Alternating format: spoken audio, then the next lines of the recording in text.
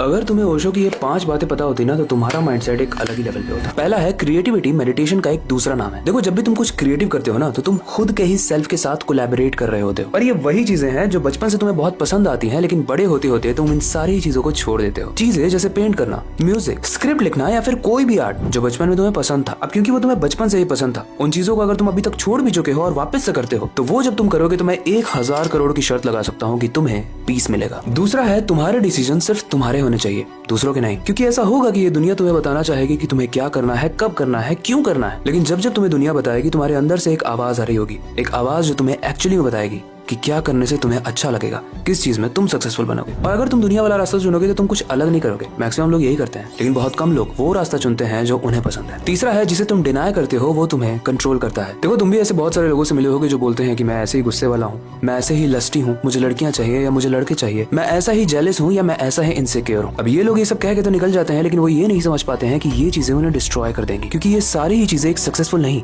एक वीक इंसान के अंदर होती है। और अगर तुम ध्यान से देखो ना तो ये सारी ही चीजें तुम्हारी एनर्जी को ड्रेन करती है, लेकिन अगर तुमने इन इमोशंस को कंट्रोल कर लिया तो तुम बहुत आगे निकल जाओगे। चौथा है दीवार फांद के भाग जाओ ऐसी जगह से जहां पर आपकी रिस्पेक्ट नहीं है, क्योंकि जब आप रिस्पेक्ट की भीख मांगोगे तो हो सकता है आपको रिस्पेक्ट की भीख मिल जाए, लेकिन क्या आपको भीख चाहिए? मेरे कहने के बाद अपने घर की छत से मत भाग जाना। मैं सोसाइटी और अपने फ्रेंड्स की बात कर रहा था। बाकी अगर तुम सोच रहे हो कि 5th वाला पॉइंट कौन सा होगा तो वो तुम खुद कमेंट करोगे, क्योंकि वो सबसे पावरफुल होगा और जिसपे सबसे ज्यादा लाइक्स आएंगे उसे हम पिन कर देंगे।